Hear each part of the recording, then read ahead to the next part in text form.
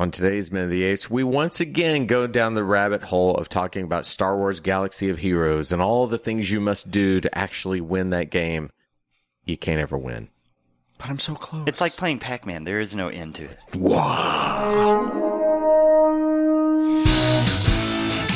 Take your stinking paws off me, you damn dirty ape! Exercise with an ape maker, human down. It talks. We are the keepers of the divine bound. It is our only reason for survival. We are determined to know what the apes want, war or peace. The only good human is a dead human!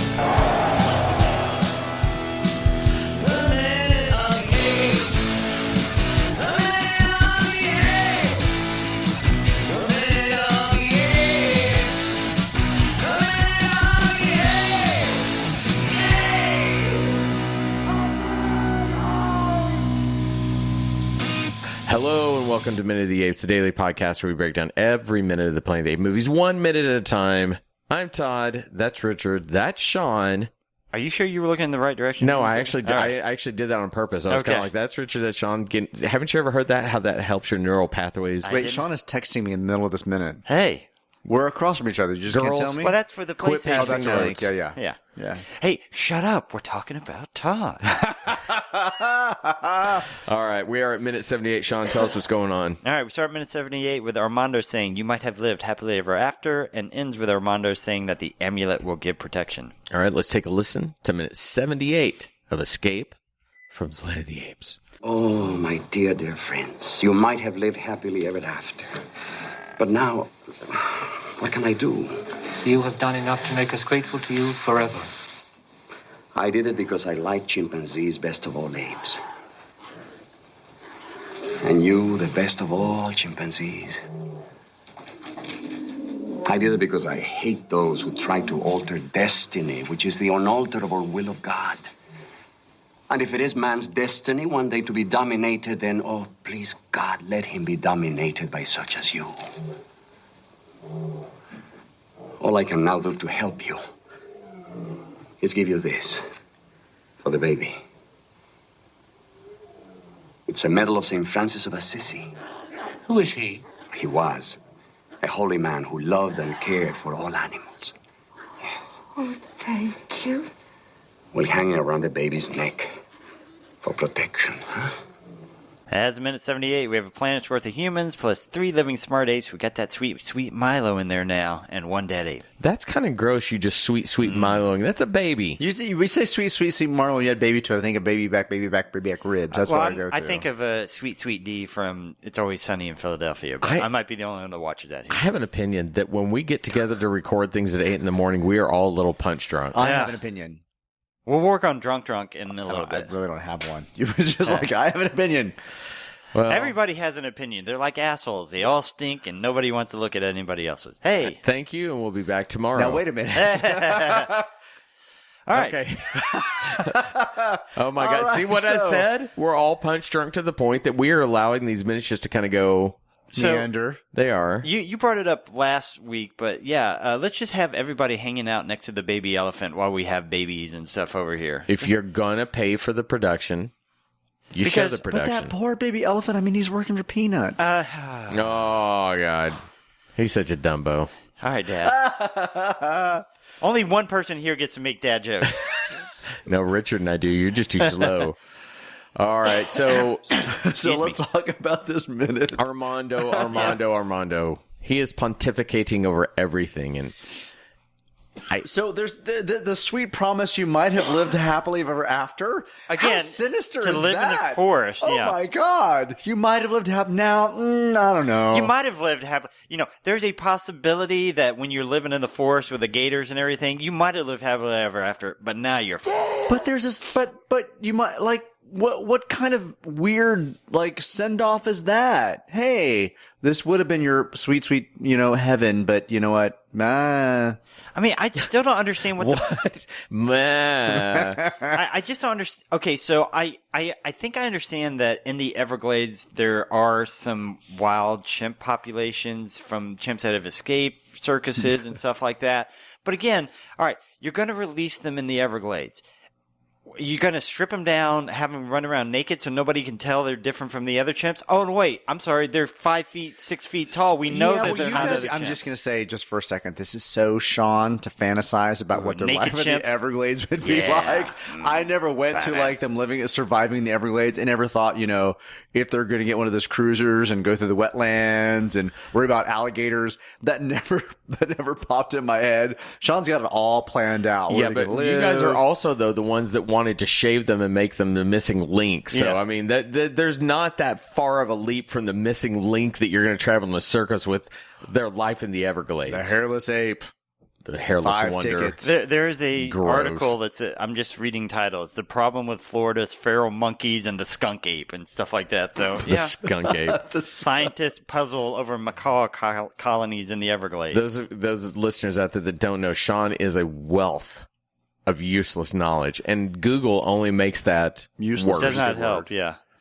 Okay, so. Again, looking for articles, and this one comes from the incredible website Glock Talk. It's all about guns, and the first post is, I heard a fellow talking the other day. He stated chimpanzees were flourishing in the Everglades. These were pets brought over in the 70s and released. Have not found any substantial info on this. I know there are lots of stuff in Florida that's not supposed to be there. Have you heard this? Why would you even care? Why are you posting this on Glock Talk? Why are you reading that on Minute of the Apes? We're going to go down next door, and I'm just going to read some shit people post on next door about the neighborhood. One guy wanted to know why he couldn't buy alcohol on Sundays because he's an adult. I saw that, Why would you post that? Who fucking cares? Right. Sorry. Well, okay, so back to Minute of the Apes. You can buy alcohol, just not from stores. But wait, I need to hashtag this one Mish again. There you go. Ape adjacent. Okay, back to Minute of the Apes. We've got Armando pontificating here. Does anyone listen to what he's doing here, and do you not want to see if you couldn't do some big mash cut of him saying all this stuff plus his stuff with Khan? There's bound to be some long Ricardo Montalban. I did it because I hate those who try to alter destiny, which is the unalterable will of God. Yeah. Kirk! It literally is interchangeable. It's like, okay. There's a level to which his kind of speech, and he kind of has to come down at some point. He talks to Cornelius, and then he kneels down to kind of finish the sentence with Zira. And he's talking about man's destiny. I did it because I hate those who try to alter destiny, which is unalterable, which is the unalterable will of God. I'm like, where the hell did that come from? Well, not only that, his logic makes no sense. Right. If it's unalterable, it doesn't matter what anybody does. They're not going to alter it. But then it also gets into this idea that I always hate when you talk about destiny. Who's he to say that we're altering destiny? Perhaps you are on the opposite side of what destiny is. Once, and you're fighting destiny. Yeah, but you don't know, and that's why I can't stand the ideas of destiny that's preordained and these kind of things, because everybody can look and go, you screwed with my destiny. No, maybe your destiny was to be... Or the one that always drives me crazy is when somebody goes, every moment of my life has led me to this minute. Well, guess what? When I'm taking a shit, every moment in my life led me to that minute too. Uh-huh. Yeah, I mean, just... But then he says... By the way, thanks for working in you taking a shit. I hate those who try to alter destiny, which is the unalterable will of God. If it is man's destiny to one day be dominated, then please God, let him be dominated by such as you. And he's talking to Zira. I mean, he's literally gone into like a Robin Thicke song. Oh, I wanted him to go. Destiny can be altered. It should be altered by you. Let me be. Please let God's like he totally went into like some weird like. Oh, I wanted him to go. Let me be dominated by you, and please wear stilettos. And my safe word is Utah. Well, then I start thinking about she's obviously got a hang up over human men. Please don't tell her that you want to be you want to be dominated by her, because she might get into that. Yeah, we get some monkey love. But there's just something weird about him kneeling down to her. Then please God, let him be dominated by such as you. I know. Yeah. What weird? However, that is, even with all this bullshit, Dane Is can he write his flirting? Dane can write his Destiny talk because it is beautifully written. I mean, there's nothing about what he's saying that doesn't roll. What he's saying is beautifully. man is shit, and if somebody's got to rule man, I'd rather these gentle chimpanzees. He better that watch I see out. the great thing out of. Because I'm pretty sure Planet of the Apes means eventually he gonna be ruled by them apes. And Cornelius, like, he's grateful to him forever. I mean, he really drank the Kool-Aid and jumped in the deep end real quick for Armando's love, didn't he? Maybe he and Zira want to get it going together. And then Armando's, I like chimpanzees, best of all apes, and Zira, you're the best of all the chimpanzees, and oh yeah, let's and go that into kind a of dark hit me room as now. isn't that a little oddly?